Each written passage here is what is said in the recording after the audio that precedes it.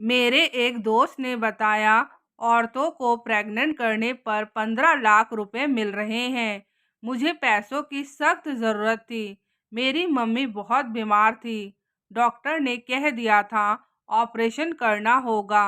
इसलिए मैं इस काम के लिए मान गया और उस घर में पहुंचा जहां उस औरत को मुझे प्रेग्नेंट करना था।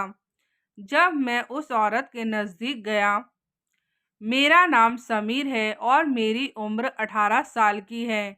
जब मैं छोटा था तभी मेरे पापा को चोरी के जुर्म में पुलिस वालों ने पकड़ लिया था और तब से उनका कोई अता पता ही नहीं है। मेरे पिताजी वापस घर लौटकर कभी नहीं आए। उसके बाद मैंने कभी उनका चेहरा नहीं देखा। मेरी मम्मी को एक गंभीर बीमारी हो गई थी। उनके इलाज के लिए लाखों रुपए की ज़रूरत थी।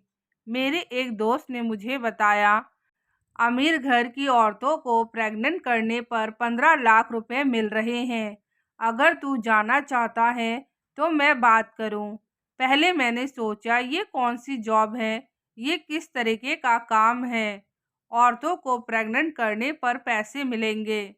मैंने अपने दोस्त से पूछा कहीं कुछ गलत तो नहीं है। तो मेरा दोस्त कहने लगा, अरे ऐसी कोई बात नहीं है। दरअसल जिन औरतों की मैं बात कर रहा हूँ, उन औरतों के पति ज़्यादातर बाहर रहते हैं या काम में इतने व्यस्त होते हैं कि उनमें इतनी ताकत ही नहीं होती कि वह बच्चा पैदा कर सके। इसलिए उन घर की औरतों को मजबूरन यह काम करना पड़ता है ताकि उनको बच्चे का सुख मिल सके। मैंने अपने दोस्त को कहा, लेकिन आजकल तो बच्चे के लिए काफ़ी रास्ते खुल गए हैं। वह औरतें इसके लिए दूसरा रास्ता क्यों नहीं अपनाती है? उन औरतों को यही काम क्यों करना है? तो मेरा दोस्त कहने लगा, हम लोगों को क्या करना है? हम लोगों को उनको प्रेग्नेंट करना है। इसके बदले हमें अच्छा खासा पैसा मिल जाएगा। मैं तो सोच रहा हूँ तेरे साथ साथ मैं भी कुछ पैसे कमा लूँ। मुझे मजबूरी में अपने दोस्त को हाँ करना पड़ा। मैंने उससे कहा, तू जाकर बात कर ले। मैं यह काम करने के लिए तैयार हूँ। और मैं अपनी मम्मी को देखने के लिए हॉस्पिटल चला गया। मम्मी बेड पर लेटी हुई थी। मम्मी मुझे पहचान भी नहीं पा रही थी। मैं वहीं मम्मी के पास बैठे बैठे मम्मी की कुर्बानी सोचने लगा। मेरी मम्मी ने ही बचपन से मुझे पाल पोस कर बड़ा किया। हमारे पास रहने के लिए एक छोटा सा कमरा था। मम्मी उसी में खाना बनाती थी और उस कमरे के एक कोने में सिलाई मशीन चलाकर मेरा पेट पालती थी। मेरी मम्मी चाहती थी मैं पढ़ लिख कर एक अच्छा इंसान बनूं, इसलिए मेरा एडमिशन एक अच्छे स्कूल में कर दिया। लेकिन मम्मी के पास इतने पैसे नहीं होते थे कि स्कूल का फीस जमा कर पाए, इसलिए उन्होंने दुगना काम करना शुरू कर दिया। सिलाई के साथ साथ अब वह दूसरों के घरों में काम करना भी शुरू कर दिया, जैसे किसी के घर में साफ सफाई का काम हो या पार्टी में खाना बनाने का काम हो। धीरे धीरे मैं बड़ा होने लगा और मेरी पढ़ाई भी अच्छी चल रही थी। मम्मी की सोच पर खड़ा उतरना चाहता था, इसलिए अपनी पढ़ाई पर बहुत ध्यान देता था। मैंने 12th कंप्लीट कर लिया।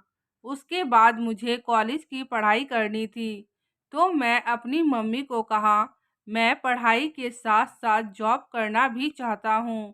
पहले तो मम्मी नहीं मान रही थी, फिर मम्मी बाद में मान गई। काफ़ी ढूंढने के बाद मुझे 15,000 का जॉब मिला। मेरी मम्मी भी खुश हो गई कि चलो मेरा बेटा पढ़ाई के साथ साथ कुछ पैसे भी कमा लेगा। मुझे अभी जॉब करते हुए 1 महीना ही गुजरा था। अचानक से एक दिन मम्मी की तबीयत बहुत खराब हो गई। मैं उनको हॉस्पिटल लेकर गया तो डॉक्टर ने मुझे बताया, तुम्हारी मम्मी का ऑपरेशन करना पड़ेगा और जिसमें लाखों रुपए की ज़रूरत पड़ेगी। मैं यह सब सोच ही रहा था। इतने में डॉक्टर वहाँ पर आ गया और मुझे आवाज़ देने लगे और कहने लगे, समीर, पैसों का इंतज़ाम हुआ कि नहीं? तुम पैसों का इंतज़ाम जल्दी कर लो, नहीं तो तुम्हारी मम्मी को हम बचा नहीं पाएंगे। डॉक्टर की बात सुनकर मेरे आंखों से आंसू बहने लगे, क्योंकि मेरी ज़िंदगी में मेरी मम्मी के अलावा और कोई भी नहीं था। मैं अपनी मम्मी को खोना नहीं चाहता था, इसलिए उनके लिए मैं कुछ भी कर सकता था।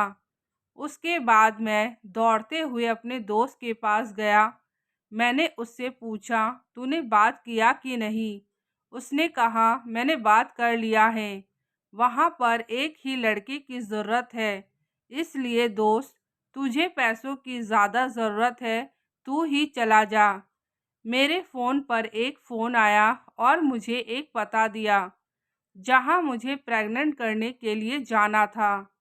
जब मैं वहाँ पहुँचा तब मेरे आँखों पर पट्टी बांधकर मुझे एक गाड़ी में बैठा दिया गया। उसके बाद जब मेरे आँखों से पट्टी खोली गई, तब मैं एक अजीब सी जगह पर था। वहाँ पर चारों तरफ अंधेरा ही अंधेरा था। मुझे बहुत ज़्यादा डर लग रहा था, कहीं मेरे साथ कुछ गलत ना हो जाए। उसके बाद मुझे एक कमरे में बंद कर दिया गया।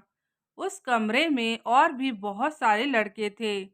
उन लड़कों से मुझे पता चला कि यहाँ पर अलग-अलग शहर के लड़कों को धोखे से बुलाकर उनके शरीर के सारे ऑर्गन्स निकाल लिए जाते हैं और उनके लाश को कहीं दफना दिया जाता है या किसी भट्टी वगैरह में डाल दिया जाता है।